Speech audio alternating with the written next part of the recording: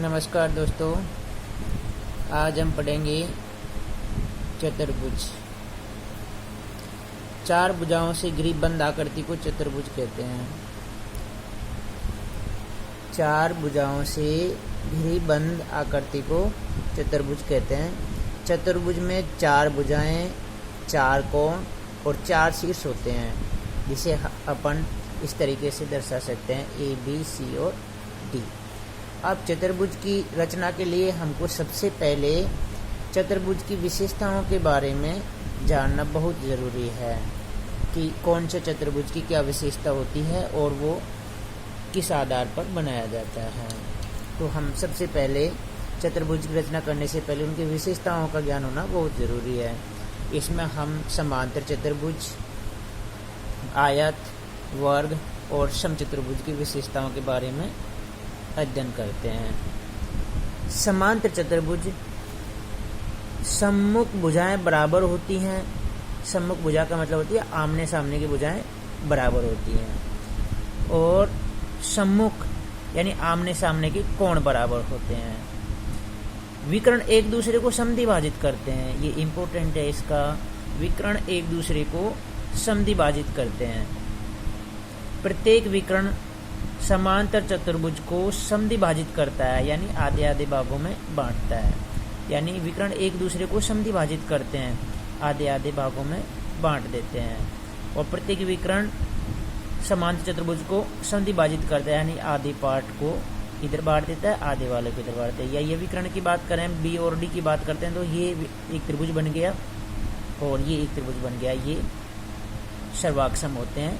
इस तरीके से दो भागों में ये बांट देता है इसको। तो आयत की विशेषता के बारे में पढ़ते हैं। तो आयत, प्रत्येक कोण बराबर होता है।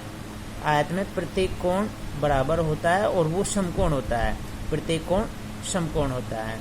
सम्मुख भुजाएं बराबर होती हैं, यानी आमने सामने की भुजाएं, सम्मुख का मतलब आमने सामने की भुजाएं बराबर होती हैं। विकर्ण परस्पर लंबवत काटते हैं।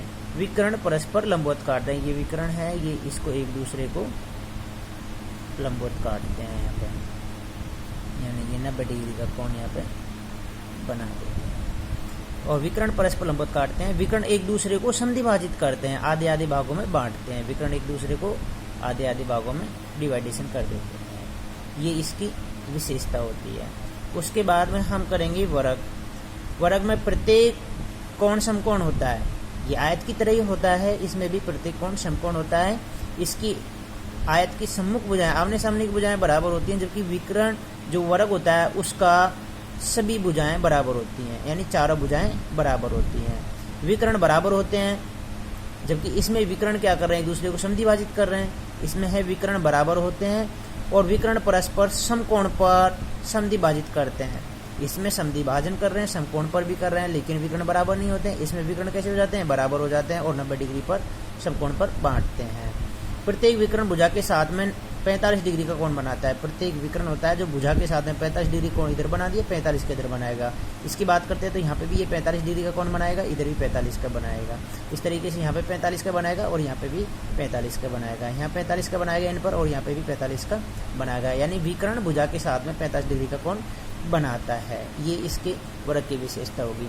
समचतुर्भुज की बात करते हैं तो समचतुर्भुज चारों भुजाएं बराबर होती हैं। समचतुर्भुज में चारों भुजाएं बराबर होती हैं। सम्मुख कोण बराबर होते हैं। सम्मुख का मतलब आमने सामने के कोण बराबर होते हैं। अच्छा, भुजाएं तो वर्ग में भी बराबर होती हैं, लेकिन प्रत्येक कोण कितने का होता है, 90 डिग्री का होता है। लेकिन इसमें क्या होता है, सम्मुख कोण बराबर होते हैं, यानी आमने सामने के कोण बराबर होते हैं। विकर्ण परस्पर समकोण पर समद्विभाजित करते हैं। देखो, समकोण का इसके भी समद्विभाजित करते हैं, समकोण के वर्ग के भी करते हैं, समकोण का आयत के भी करते हैं। भाई समांतर चतुर्भुज होते हैं, इसके समकोण पर नहीं करते हैं। समद्विभाजन तो करते हैं, लेकिन समकोण पर विभाजित नहीं करते हैं। तो ये इसकी विशेषता होती है। और विकर्ण परस्पर समकोण पर समद्विभाजित करते हैं। विकर्ण शीर्ष कोणों के अर्धक होते हैं, यानी शीर्ष पर जो कोण बनेगा उसका ये विकर्ण क्या करते हैं, आधे भागों में बांट देते हैं। ये कोण बनते हैं, इसको आधे भागों में बांट देते हैं। इस प्रकार से हम चतुर्भुज की विशेषताओं के बारे में अच्छी तरीके से ज्ञात कर सकते हैं।